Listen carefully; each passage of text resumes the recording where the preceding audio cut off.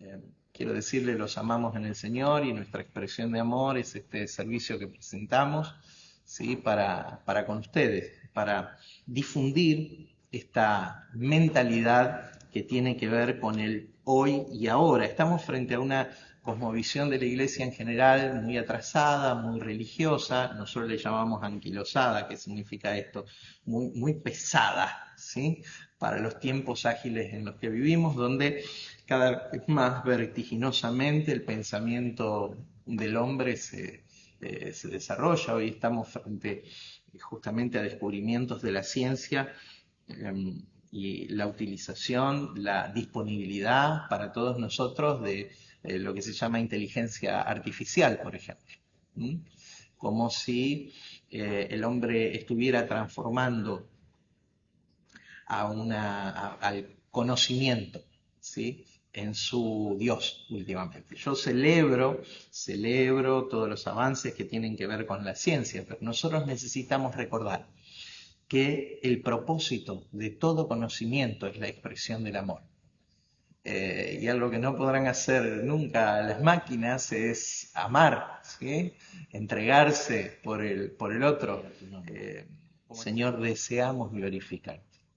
Como tu hijo oraba en el Getsemaní, oramos nosotros, Señor, esta mañana.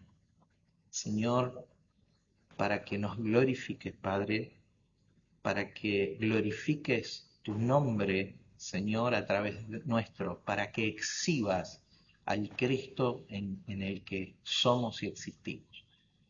Por eso, papá, te rogamos que nuestro entendimiento sea alumbrado ahora. En el nombre de Jesús. Amén. Amén.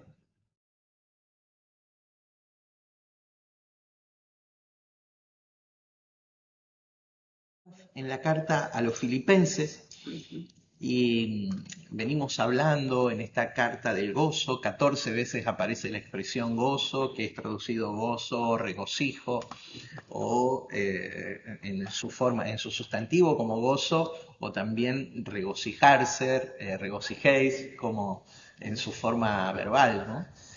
Así que estamos frente a la carta del gozo. Y el gozo, dijimos, que es esa operación del espíritu que nos ayuda a sobreponernos a cualquier dificultad que vivimos.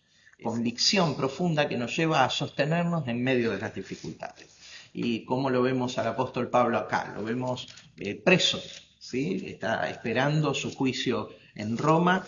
Él va a presentar la defensa de la nueva fe que se está divulgando, que es de matriz hebrea, la nueva fe que se está divulgando en el imperio, y está 2 años detenido ahí en Roma. Lo vemos en Hechos capítulo 28, ¿sí? Termina el libro de Hechos, con Lucas narrándonos que Pablo está esperando este juicio que está puesto en defensa de todo el Evangelio, no solamente de él, sino del Evangelio que él estaba predicando. Y junto a él, en esta casa alquilada, los pretorianos haciendo guardia, los soldados romanos, la guardia del César haciendo guardia, haciéndole guardia a Pablo, ¿sí? Estaban conociendo acerca de este Evangelio que Pablo les explicaba, vivenciaba en cada momento de su vida. Recordamos que la forma de custodiarlo era que Pablo estaba atado a una cadena, en un extremo Pablo y en la otra un pretoriano. Entonces cada tanto iba renovándose la guardia y ellos eran testigos de todo lo que sucede. Por eso Pablo dice en un momento que él se gozaba, que sus prisiones habían sido hechas patentes, evidentes, conocidas, famosas, entre todo el pretorio, que era la única división de ejército romano que tenía autorizado estar en la ciudad de Roma. Ninguna legión podía ingresar, ninguna legión romana podía ingresar a la ciudad de Roma, solamente los pretorianos. Entonces ahí comenzó también a divulgarse el Evangelio entre estos hombres de la fuerza de élite del ejército romano. Muy bien.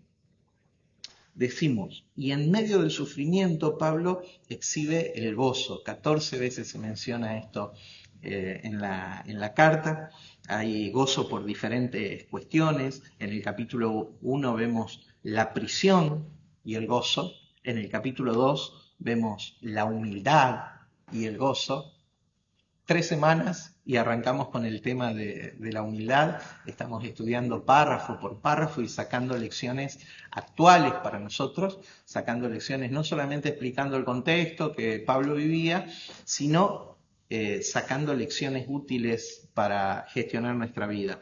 En el capítulo 3 vemos la perfección, la completitud y el gozo, y en el capítulo 4 la fortaleza y el gozo, ¿sí?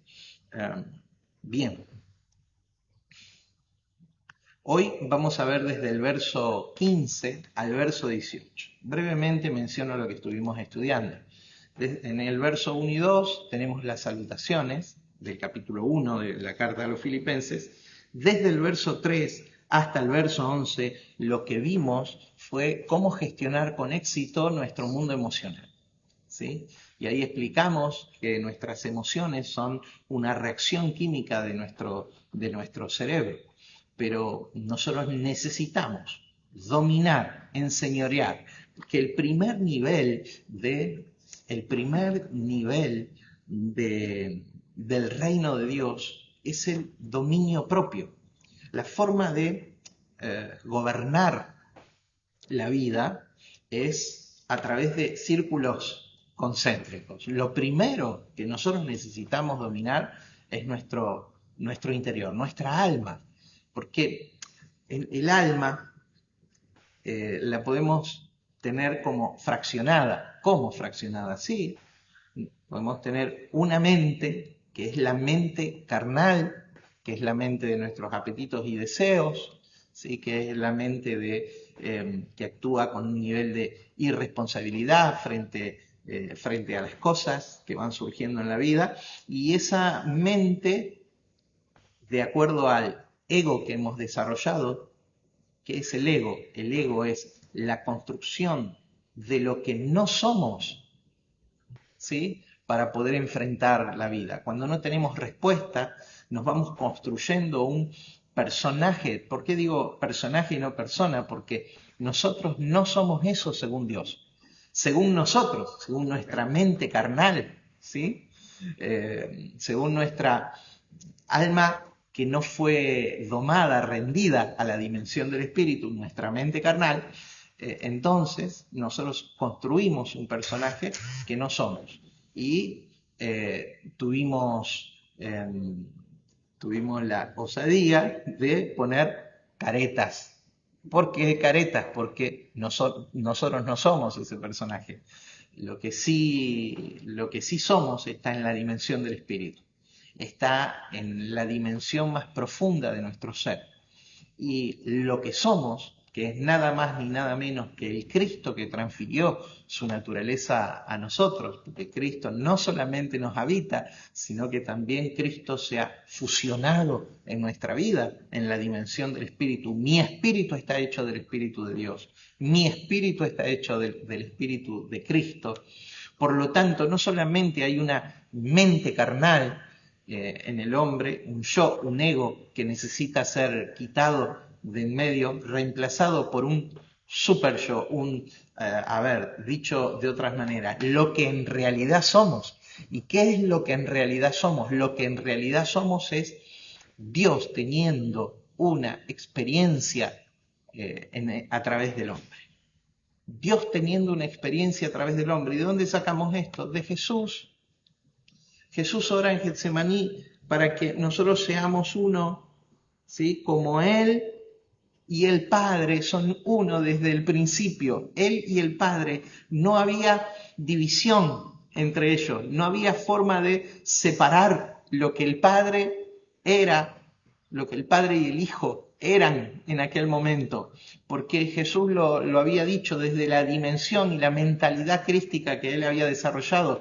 El que me ha visto a mí, ha visto al Padre. Entonces, cuando Jesús manifiesta ese nivel de entendimiento y ora para que nosotros alcancemos ese nivel de entendimiento.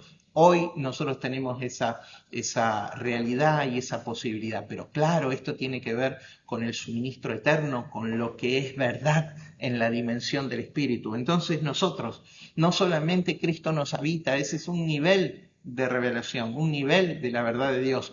Ahora también Cristo nos imparte su naturaleza de tal manera que estamos fusionados. Entonces tenemos acceso a la mente de Cristo, a lo que en realidad somos. A esto le llamamos mentalidad o conciencia crística. ¿Por qué crística? ¿Por qué le llamamos crístico? Porque crístico es todo lo que es afín a la persona de Cristo, todo lo inherente, todo lo correspondiente. Y hay una semántica nueva. Yo te pido, mi hermano, que vos te puedas abrir a esa semántica nueva, a esas expresiones nuevas, a esas palabras nuevas, y que tengamos la posibilidad de ajustar los significados. ¿Por qué? Porque durante mucho tiempo palabras muy valiosísimas hubo entre el cristianismo, ¿sí? Palabras muy valiosas que se fueron devaluando con el pasar del tiempo. ¿Cuántos todavía dicen vamos a la iglesia? Cuando la iglesia somos, ¿sí? ¿Cuántos todavía hablan de ganar para Cristo? ¿Sí? Como si nosotros debiéramos hacer prosélitos o seguidores de alguien. Estamos en otra dimensión. Estamos en otra. Filipenses capítulo 1, verso 15. Dije que del verso 3 al 11 estudiamos ahí hace un par de semanas cómo gestionar exitosamente nuestro mundo emocional. Imagínense este hombre con total autoridad, el apóstol Pablo, preso en Roma, con una adversidad en su vida, escribe la carta del gozo. Él es una autoridad en esto de cómo gestionar exitosamente, especialmente en un tiempo de adversidad, nuestro mundo emocional. En segundo lugar, vimos del verso 12 al 14 cómo gestionar eficazmente nuestra comprensión de Dios, nuestra comprensión de las circunstancias. Porque a quién no le ha pasado que cuando atravesó un momento de dificultad en la vida, Dios, ¿dónde estás? ¿Será que realmente? Y la duda, que goza de muy mala fama en los círculos religiosos, la duda es propia del ser humano, es propia del ser humano. Recuerden, por ejemplo, a Juan el Bautista, ¿sí? Estando preso por Herodes, mandando a sus discípulos a preguntarle, ¿eres tú el Cristo o hemos de esperar a otro? Porque la verdad es que hay señales que sí, pero no hay nada trascendente que esté sucediendo en la nación. Juan el Bautista al que Jesús le responde, díganle que todas las señales son hechas. Y cuando habla frente a los discípulos dice, no existió hombre mayor. Cuando Jesús habla frente a sus discípulos diciendo, cubriéndolo a Juan el Bautista, no existió hombre mayor nacido de mujer. Pero les quiero decir y dar una lección del reino. El menor en el reino de Dios es mayor que Juan el Bautista. La duda es algo propio del ser humano, no sintamos culpa frente a la duda. La duda nos inquiere, nos impele, nos empuja a la búsqueda de respuestas, ¿sí? Y bueno, estudiamos cómo gestionar eficazmente esa comprensión que necesitamos tener acerca de nosotros mismos, de la vida y de las circunstancias que nos rodean. Lo estudiamos. Estamos ahora desde el verso 15 al 18 y lo que vamos a ver en esto de cómo gestionar eficazmente algunos elementos que hacen a nuestro ánimo, hoy vamos a ver cómo gestionar eficazmente la oposición. cuando viene oposición a nuestra vida. Personas. ¿Por qué? Porque ¿cuántos se sintieron un poco agobiados por la oposición que se genera a través de algunas personas? ¿Sí? Bueno, hoy vamos a ver cómo gestionar eficazmente la oposición. Capítulo 1, verso 15. Algunos, a la verdad, predican a Cristo por envidia y contienda, pero otros de buena voluntad. Los unos anuncian a Cristo por contención, no sinceramente, pensando añadir aflicción a mis prisiones, pero los otros por amor, sabiendo que estoy puesto para defensa del Evangelio. ¿Qué pues? Que no obstante, de todas maneras, o por pretexto o por verdad, Cristo es anunciado y en esto me gozo y me gozaré aún. En esto me gozo y me gozaré aún, gestionando eficazmente la oposición, especialmente cuando la oposición viene de personas, ¿sí? Personas que en algún momento estuvieron cerca nuestro, personas que no, pero que, bueno, se oponen a lo que nosotros entendemos el propósito de nuestra vida. ¿Cómo gestionamos eso? Porque, a ver, nosotros tenemos diferentes niveles de relaciones. En esos niveles de relaciones, cuando la oposición la genera un desconocido, tiene un impacto sobre nuestras emociones que es mínimo. Sabemos que tenemos un conflicto abierto, pero cuando la oposición la genera alguien cercano, alguien que fue cercano, entonces, por esa proximidad, tal vez nosotros le hemos dado la posibilidad de producir un daño interno en nuestras emociones. Entonces, cómo gestionar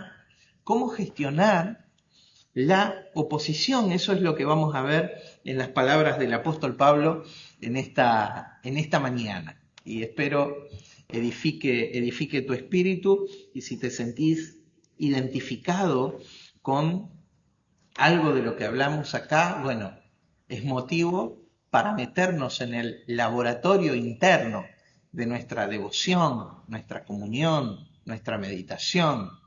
Para eso tenemos también la Escritura, al Espíritu de Dios, al Espíritu de Cristo, la mente de Cristo en nosotros, para renovarnos, para renovar. Lo que evidentemente se ve en el texto, que en la dimensión de nuestra alma, en la centralidad de nuestro entendimiento, dijimos que alma acá le podemos llamar también mente, porque uno, ¿con qué siente? No siente con el músculo llamado corazón, siente con su mente. ¿Y su mente dónde está?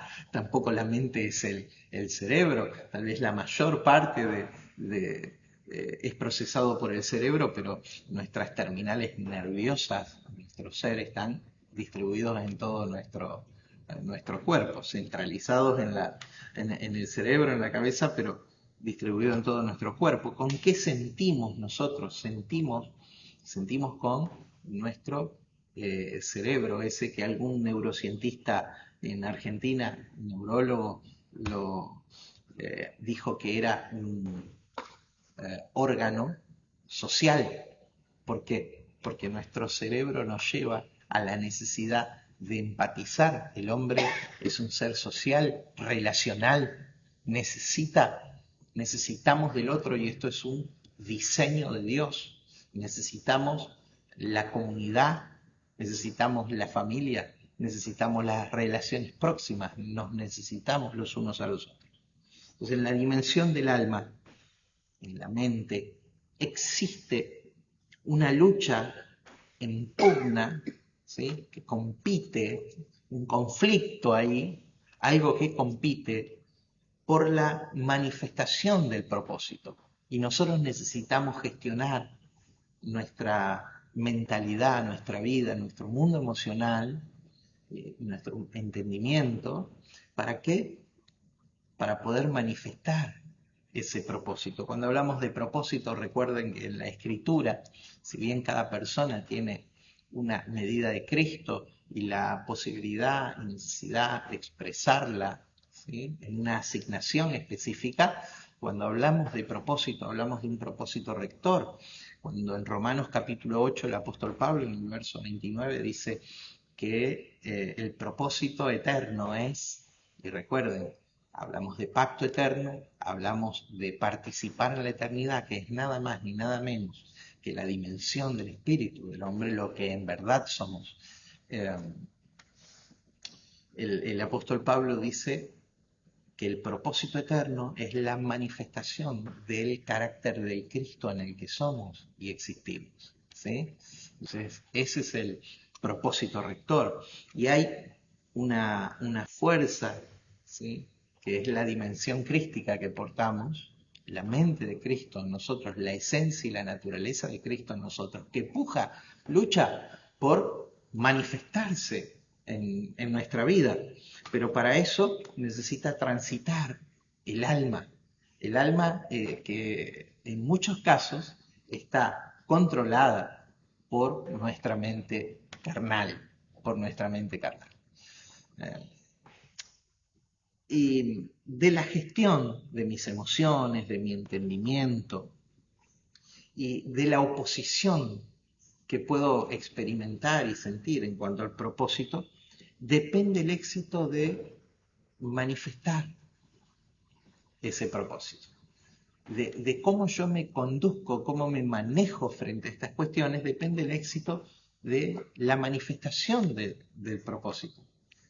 Tanto de lo específico, de la asignación de cada uno, como del propósito eterno, la manifestación del Cristo. ¿Cómo me manejo frente a?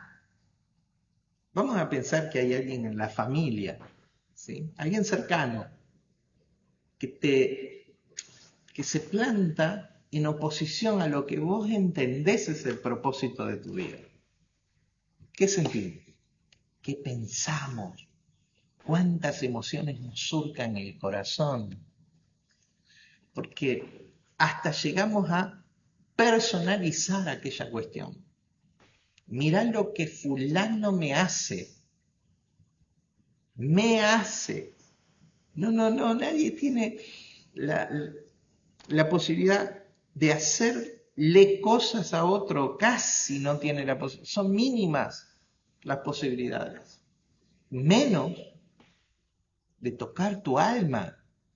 Vos le autorizás a tocar tu alma, ¿sí? Entonces necesitamos aprender a gestionar esta oposición que a veces viene de círculos cercanos, quienes hemos transitado el ministerio, lo estamos haciendo, sirviendo a las personas. ¿Cuántas veces gente muy próxima, muy cercana, a veces se levanta, ¿sí?, se levanta en oposición? No solo una oposición de no entender, sino de construir otros intereses que no son los que tienen que ver con el reino de Dios. ¿Sí? ¿Cuántas veces, cuántas experiencias de estas tenemos? Miren, pero nosotros tenemos que aprender a gestionar nuestro mundo emocional de tal manera que esta oposición que algunos nos plantean, ¿sí?, ¿básicamente a qué? ¿A nosotros? No, al propósito que hay en nuestra vida. Esta oposición que algunos nos plantean no nos dañe emocionalmente, no toque nuestra mentalidad, no tenga la posibilidad de darle forma a nuestro carácter, sino que sea nuestro espíritu el que se sobreponga a toda aquella situación. Acciones mínimas con dirección quirúrgica. Hoy voy a ser un poquito belicista, conozco un poquito del tema. No me gusta no me gusta hoy día usar demasiadas ilustraciones belicistas, pero el apóstol Pablo recuerde que está encadenado a un soldado de élite. Usa muchísimas expresiones que tienen que ver eh, con lo bélico, ¿sí? Con lo belicista, con eh, la fuerza militar. Eh, Hoy la forma de hacer la guerra no es a través de las movilizaciones de gigantescos ejércitos, excepto lo que está pasando en una medida en Ucrania, y yo creo que esto ya les alecciona para cambiar. Uno de los ejércitos más numerosos de la Tierra invade un país y no puede terminar con lo que se propuso hacer, sino que es detenido antes de poder lograrlo, y ya la guerra lleva mucho tiempo en aquel lugar. Oramos por la paz. La gente del reino es gente de paz. Dice capítulo 2 de Isaías que transformaremos las armas, las espadas y las lanzas en hoces y arados, en instrumentos de bendición y de producción. Bueno, así es la gente del reino. Pero hoy día, cuando un ejército quiere producir un efecto, eh, se usa la expresión quirúrgica, o sea, se hace una intervención militar muy medida y muy específica. Hoy día las bombas de naturaleza de gran poder de destrucción fueron cambiadas por instrumentos bélicos que son muy exactos, ¿sí? Que no destruyen por su capacidad de efecto, no destruyen por su eh, nivel de destrucción que tienen, sino por lo exacto que son. Bueno, así hay operaciones que se han hecho, por ejemplo,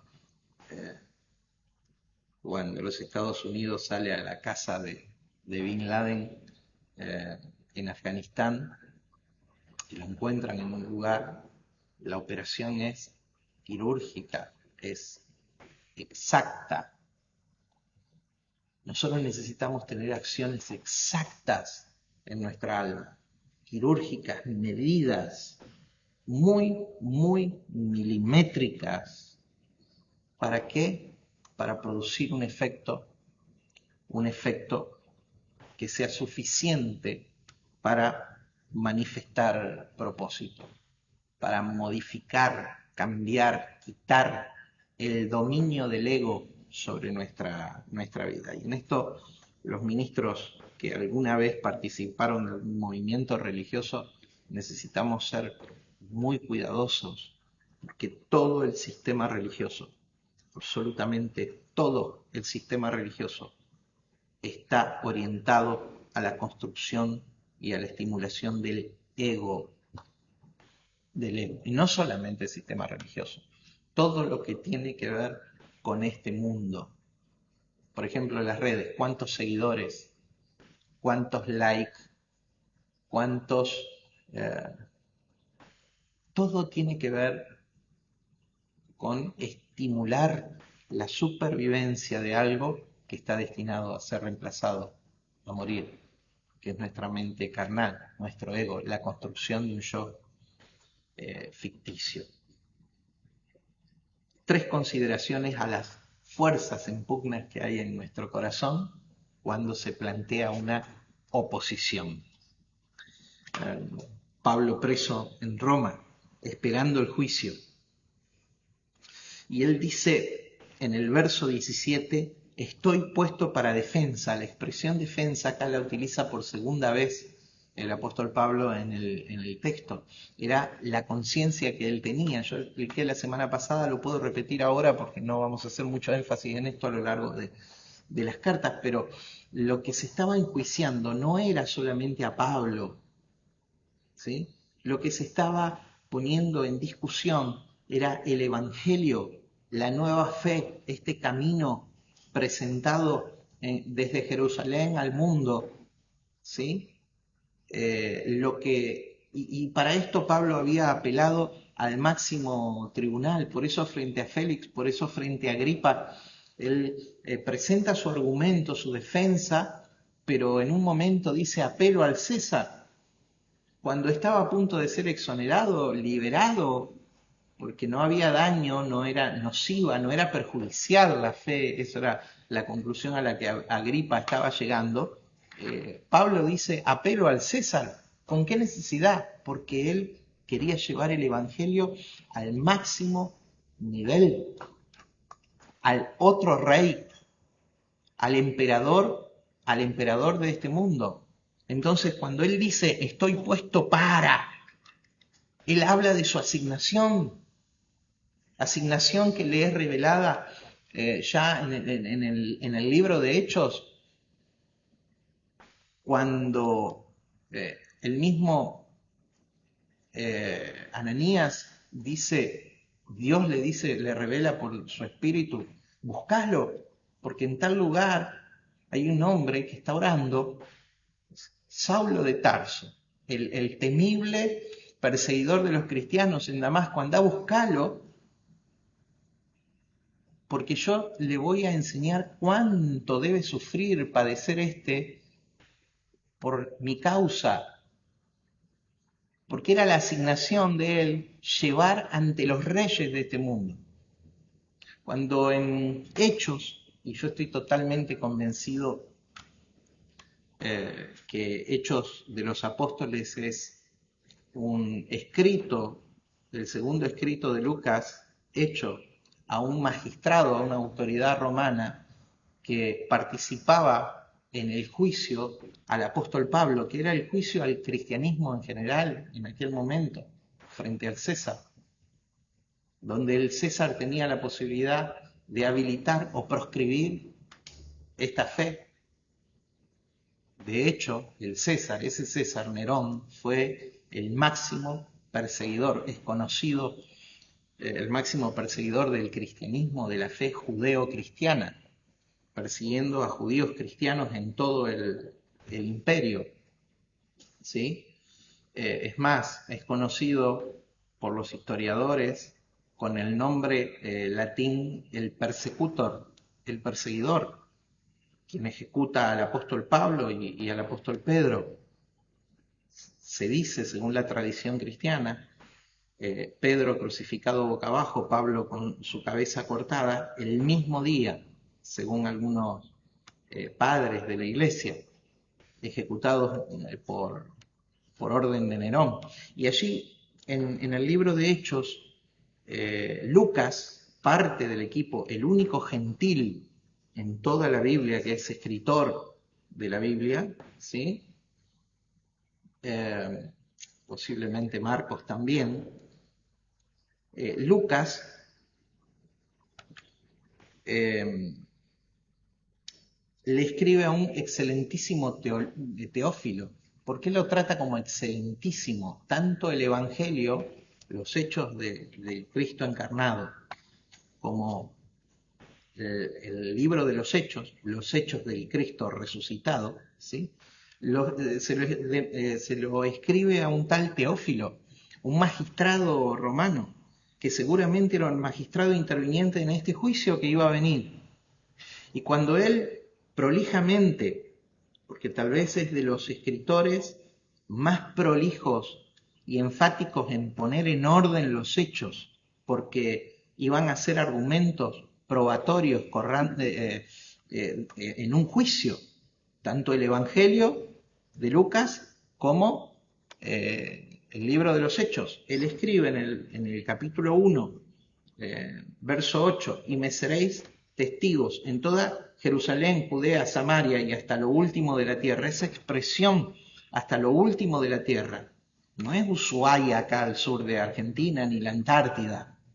Ahí lo último de la tierra era Roma, era lo último en alcance desde Jerusalén. Llegar a Roma era el objetivo de vida de Pablo y el objetivo estratégico del cristianismo, al centro donde se toman las decisiones por todo el mundo conocido de aquel entonces.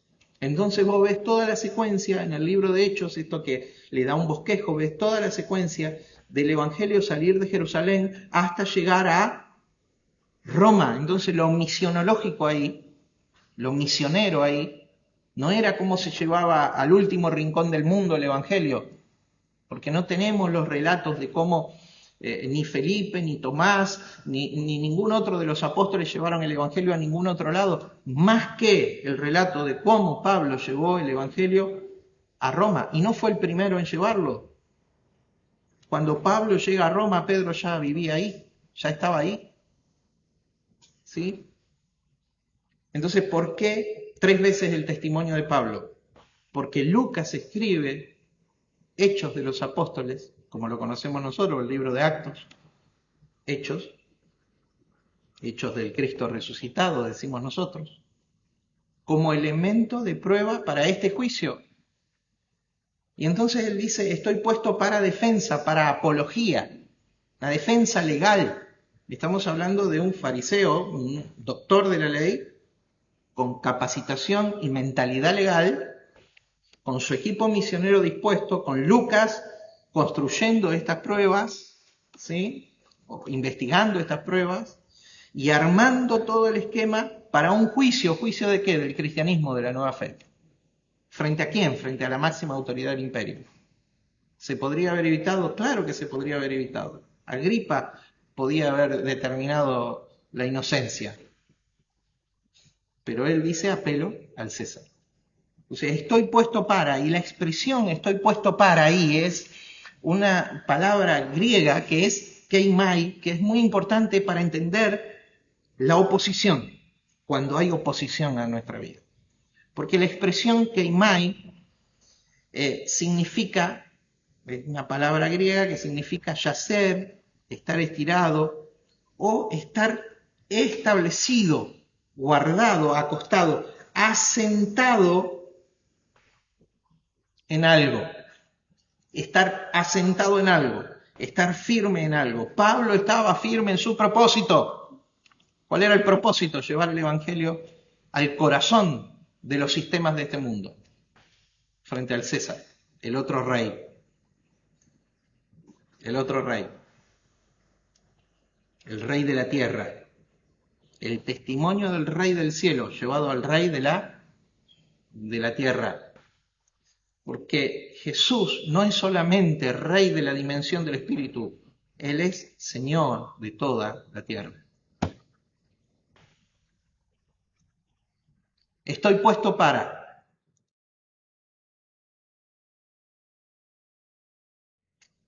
Quiero que sepamos, hermanos, que el reino presente demanda ese reino que solamente se experimenta en la vida cuando Cristo es Señor, Kyrios, dueño, amo de nosotros.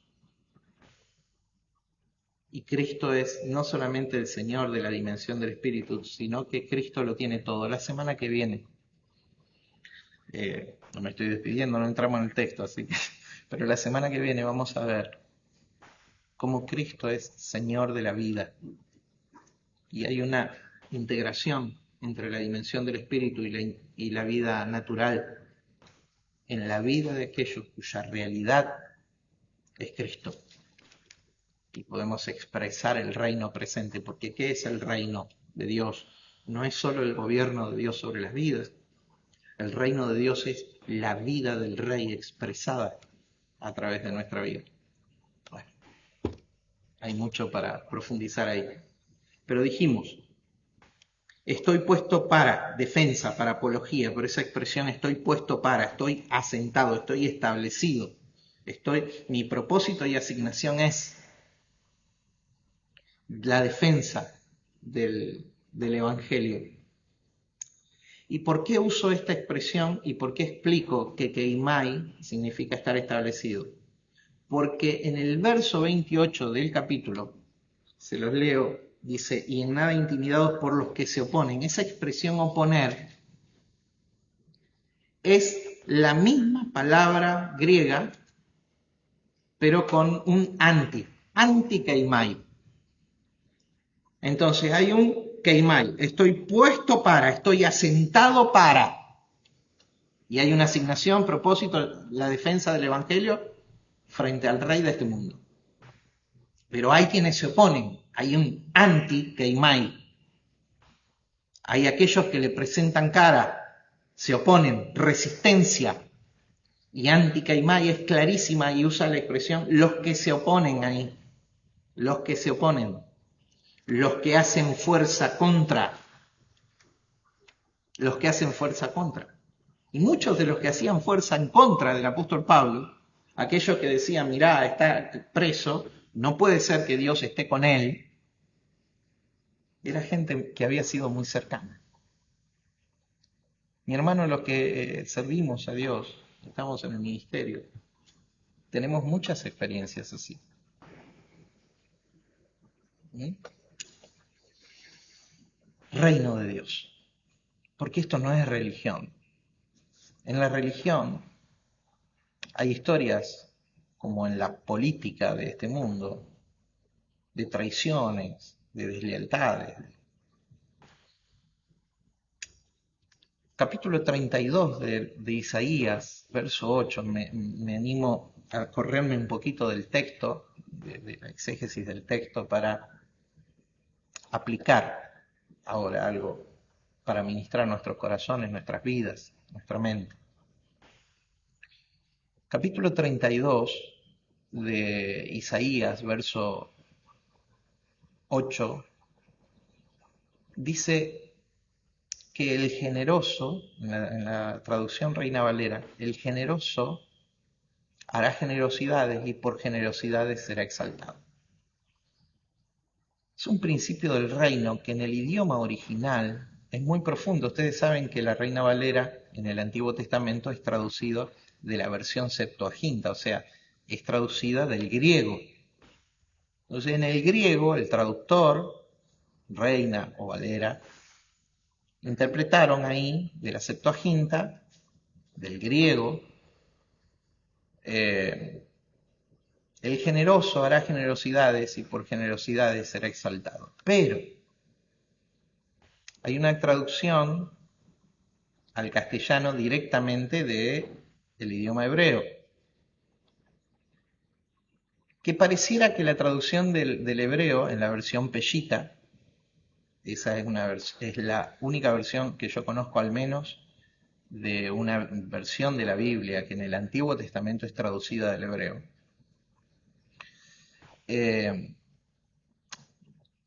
Cuando es traducido al castellano, pareciera que diría otra cosa.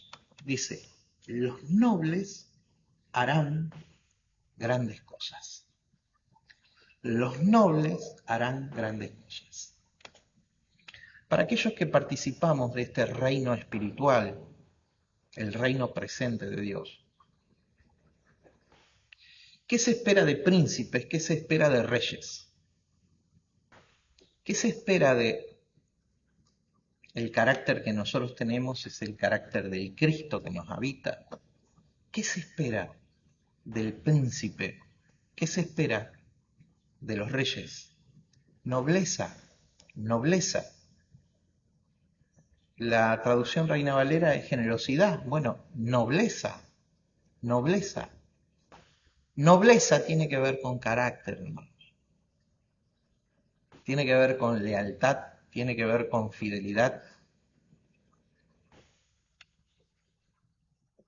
Pero aún así, hay gente que no maneja estos códigos del reino y que igual, y vamos a ver hasta el por qué, el texto lo dice, se presentan haciendo fuerza contra, en oposición de.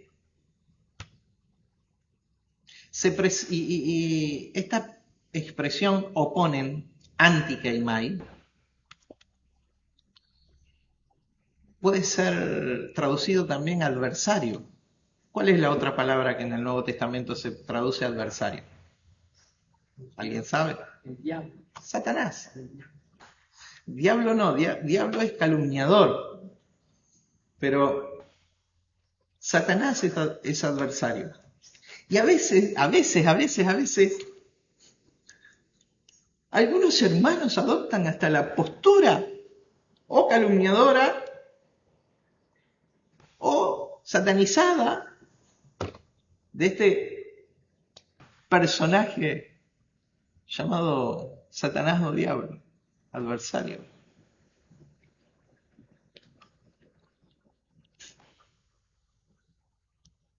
Oposición. ¿Cómo gestiono la oposición en mi vida? La oposición al propósito. Hay posiciones en las fuerzas en pugna.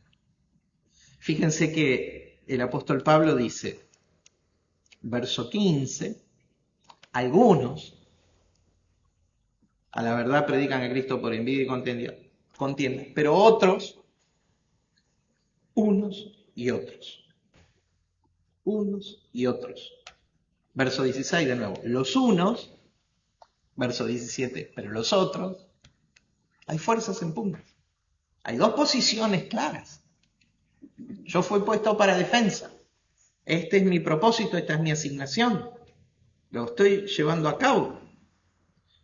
Pero a la vez hay personas que encarnan la oposición, que se oponen a aquello, que me hacen la situación más difícil todavía. Son aquellos que piensan que Dios lo abandonó a Pablo porque estaba viviendo una adversidad. ¿Quién te puso de juez del criado ajeno, del siervo ajeno? Entonces, ¿hasta cuándo vamos a juzgarnos entre nosotros? Oh, el mensaje me gusta, no me gusta. No juzgamos personas, no estamos autorizados a juzgar personas. Nosotros juzgaremos al mundo, el mundo y sus sistemas, no las personas. No las personas. Sistemas teológicos, sistemas de pensamiento, mentalidades, sistemas que son fuerzas que mueven al mundo. Nunca personas. Nunca personas. Y con esto en mente, la primera cosa que nosotros tenemos que saber es que hay posiciones de fuerza en pugna. Y se abre en nuestra mente carnal, en nuestro ser interior, en nuestra alma, en nuestras emociones básicamente. Una herida. Cuando nosotros leemos que lo que está haciendo el hermano nos lo está haciendo a nosotros. Pero el hermano allá está hablando mal de vos. Y creemos que, de mí, ¿cómo? Ego. Y si hay algo que nosotros tenemos que aprender para operar en el reino de Dios es que el ego tiene que estar muerto. Si hay algo que tiene que morir es esa construcción ficticia. Ese yo que persigue gloria de hombres. Porque todo lo que es fracción, y acabamos, todo lo que fraccione no está en el reino. Cuando Jesús explica la dinámica del reino y dice, toda casa dividida contra sí mismo no prevalecerá, todo reino dividido contra sí mismo no prevalecerá, y toda casa dividida será asolada. Bueno, ahí tenés. Porque hay una unidad en Dios, hay una unidad en la mente de Dios. No hay un ellos y nosotros. En la mentalidad hebrea había un ellos y nosotros. En la mentalidad de la plenitud de los gentiles que hoy vivimos, hay un nosotros. Hay un nosotros, pero a veces, algunos se nos plantan en oposición al propósito y la asignación. ¿Cómo gestionamos nuestras emociones? La herida que se nos abre en el corazón, porque creemos mal, creemos que nos lo están haciendo a nosotros y solo se lo están haciendo ellos mismos. Pero no solamente hay posiciones, fuerzas en pugna, hay motivación de fuerzas en pugna. O sea, ¿por qué lo hacen? ¿Por qué si hay alguien que se para desde un punto de oposición, por qué lo está haciendo? Verso 15. Algunos, a la verdad, predican a Cristo por envidia. Envidia. La expresión envidia ahí es sonos, que significa secarse o arruinarse. Mi querido hermano, el celo y la envidia, no tengo acá, tendría que tener una moneda, son las dos caras de una misma moneda en nuestra mente carnal. Cuando miro a alguien y deseo lo que el hermano tiene, envidia. O cuando me miro a mí mismo y digo, esto es mío. Y entonces ahí surge el celo. Celo y envidia, manifestaciones de nuestra mente carnal que nos impiden vivenciar, experimentar el reino presente. Nos impiden manifestar el propósito del Cristo, de la evidencia del Cristo que nos habita entre las personas. Y nos impulsamos para ver quién mira desde arriba a quién.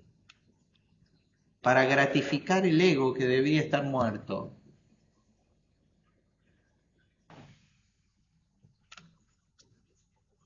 ...25 años tengo como pastor, más o menos, qué sé yo, ya ni los quiero contar, ahora los cuento de a 5 en 5. He vivido de todo, ¿no? Es hermoso ver la transformación de las vidas.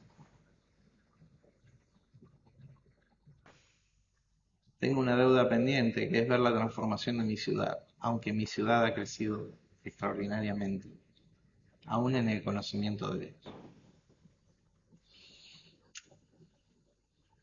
Pero ver que aún entre ministros las relaciones valen en función a la cantidad de personas, congregaciones, recursos, es vomitivo, es ego absoluto. Tengo la experiencia de saber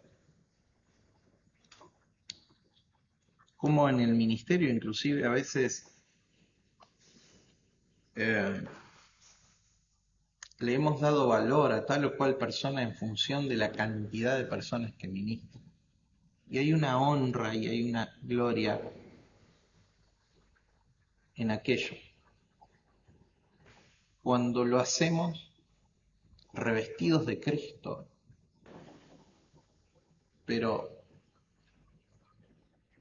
mi hermano, si es el fin de aquello es nuestro ego,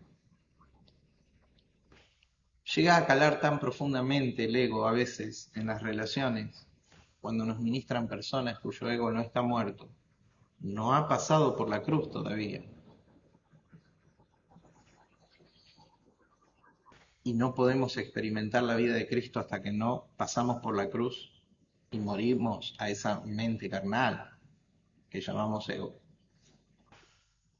Que no solamente envidiamos lo que el otro pudiera tener, sino aún lo que el otro manifiesta que es.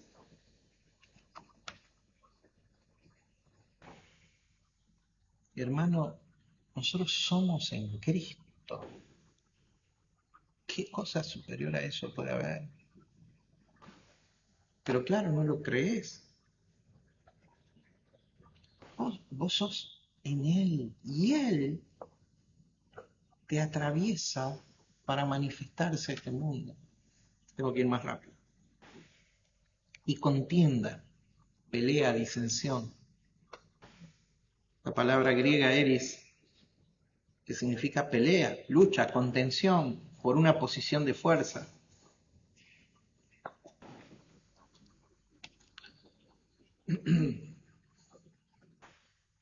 Luego en la construcción del texto, esto para los que les gusta más la exégesis, el verso 16, que los traductores lo colocan acá, en realidad en el original está después del 17, un detalle nada más.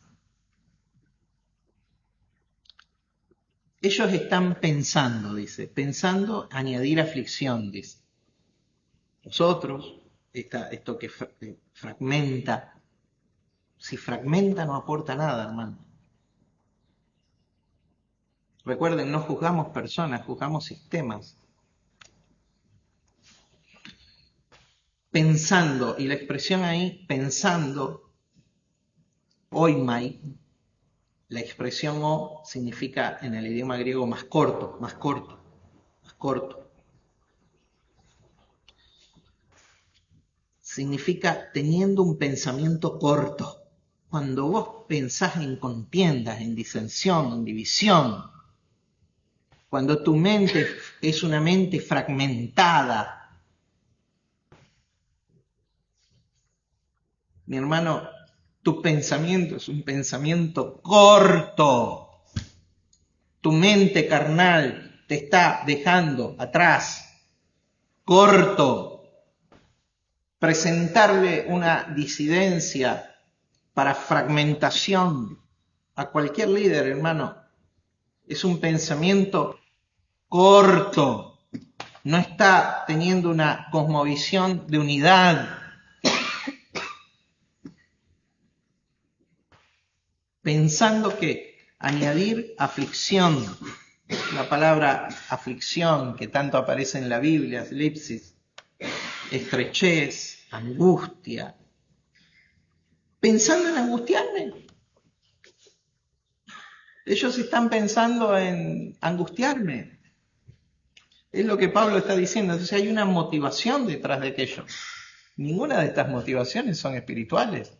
No es para que el Espíritu de Dios se glorifique, no es para que el Santo Hijo de Dios sea exaltado, para que personas lleguen al conocimiento de Cristo. Son todas cuestiones non santas.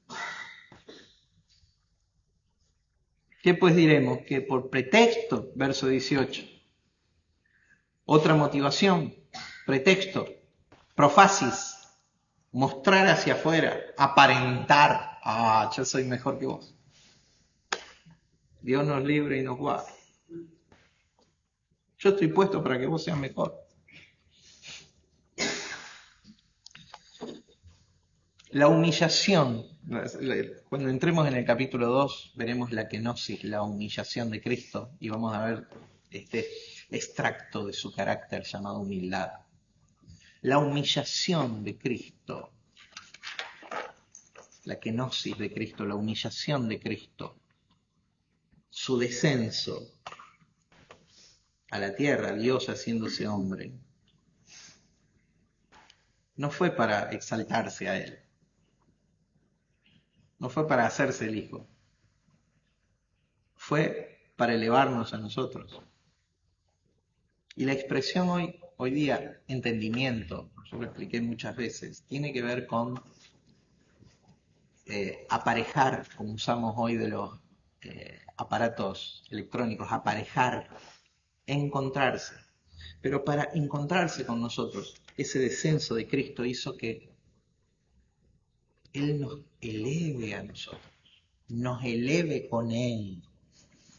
¿Para qué estamos puestos? Lo que estamos gobernados por una mentalidad crística, cristocéntrica, si le quiere llamar, para usar un término un poco más antiguo, cristocéntrico. Estamos puestos para elevar al otro. Y claro que ustedes serán mejores que los ministramos, a no ser que lo gobierne una mente carnal. Dicen los sociólogos educadores que por primera vez en la Tierra la generación precedente es más, o sea, la generación anterior, la de los padres, es más inteligente que la generación que viene. Por primera vez en la Tierra. Y esto es producto de la hipnosis mental que producen el mal uso de la tecnología. ¿Sí? Se dice que los padres tienen más habilidades relacionales que la generación que viene por primera vez en la tierra. Mi querido hermano, esto ilustra una verdad del Espíritu. Las generaciones necesitan evolucionar, superarnos y ser mejores.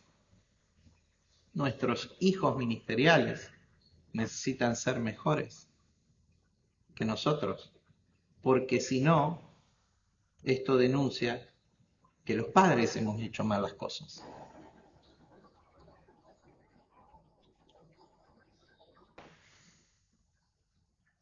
Por pretexto, por apariencia.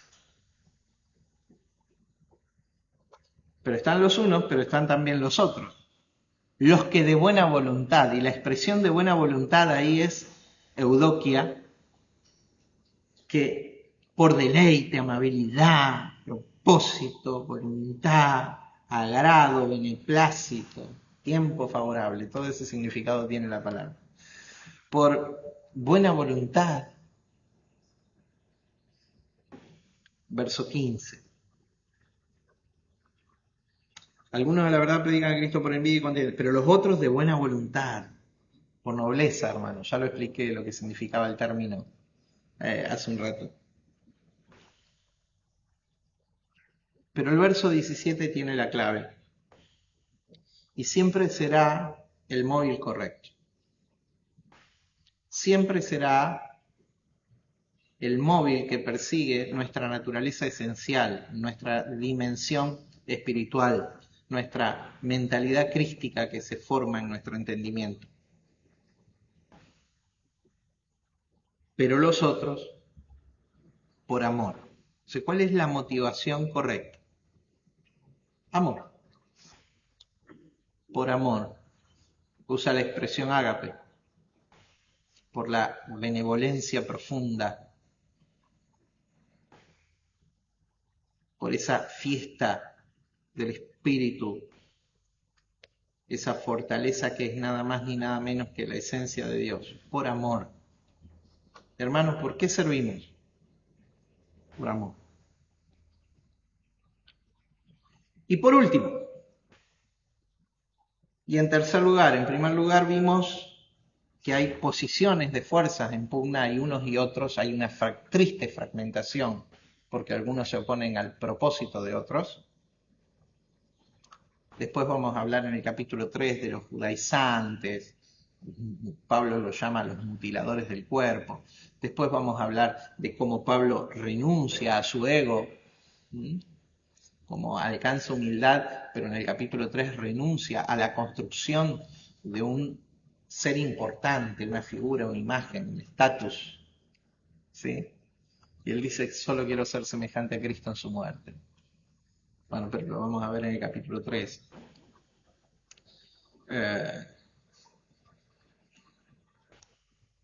Entonces, en primer lugar hay posiciones en pugna, en segundo lugar hay motivaciones de esas fuerzas en pugna, hay motivaciones bajas, oscuras, encubiertas, y hay motivaciones superiores, sublimes. Conectá con la gente con esas motivaciones, pero sabé que vas a ministrar a todos. ¿A quién? A todos. A los que después se van a oponer, también los vas a ministrar.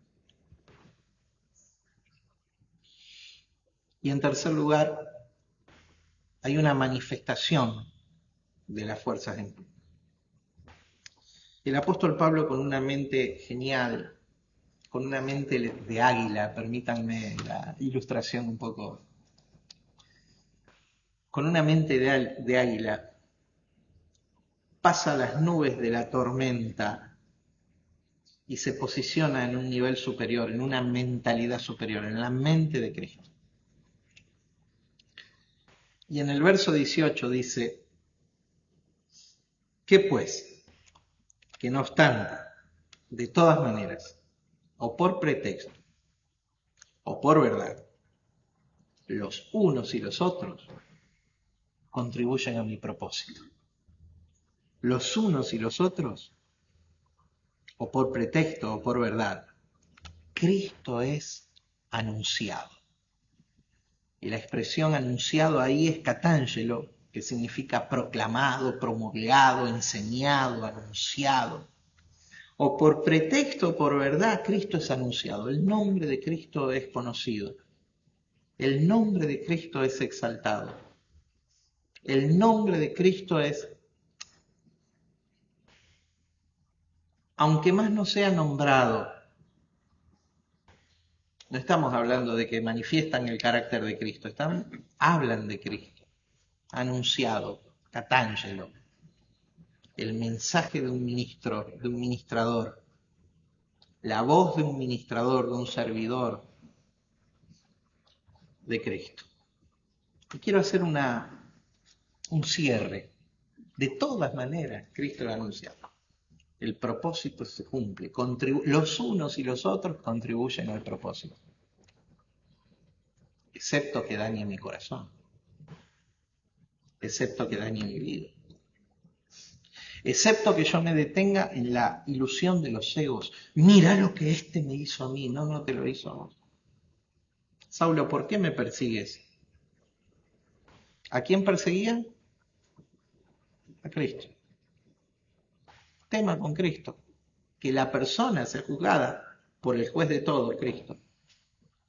Yo juzgaré sistemas y tomaré decisiones sobre mi vida. Sistemas, mentalidades, pensamientos. Que mi hermano, la vida no es una foto, es más bien una película de personas que se están moviendo.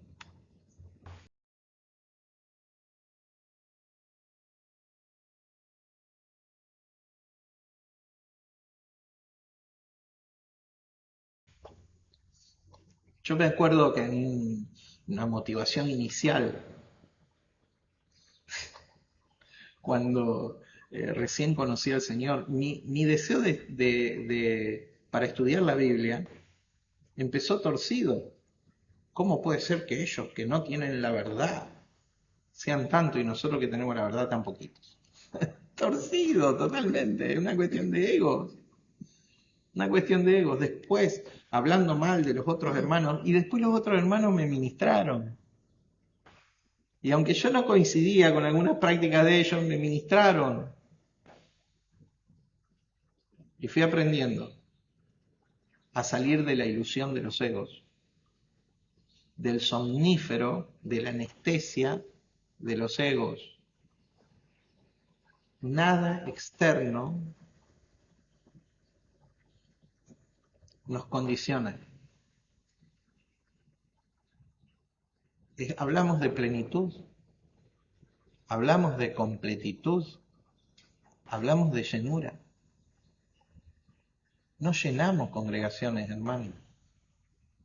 No valemos porque tenemos 4 personas más. No valemos más porque hay 2 más que nos siguen. A nosotros, hermano, a nosotros. Nosotros no estamos puestos para ser seguidores. Nosotros no llenamos congregaciones. Tenemos la altísima pretensión de llenar vidas del conocimiento de Cristo. Tenemos la altísima pretensión de llenar la sociedad de expresiones de Cristo. Uf, eso hacemos. Eso hacemos. Y si Él no nos capacita, si Él no nos asiste, si Él no nos sostiene, entonces no podremos. Pero todo lo puedo en Cristo que me fortalece. Mi asignación va a ser cubierta y cumplida en mi generación. Y yo voy a administrar, velar y cuidar mi corazón, gestionar mis emociones, para que si alguna vez algún hermano me presenta oposición, poder hacer lo que tengo que hacer. ¿Qué es lo que tengo que hacer? ¿Qué tenemos que hacer? De los presentes, los alumnos presentes.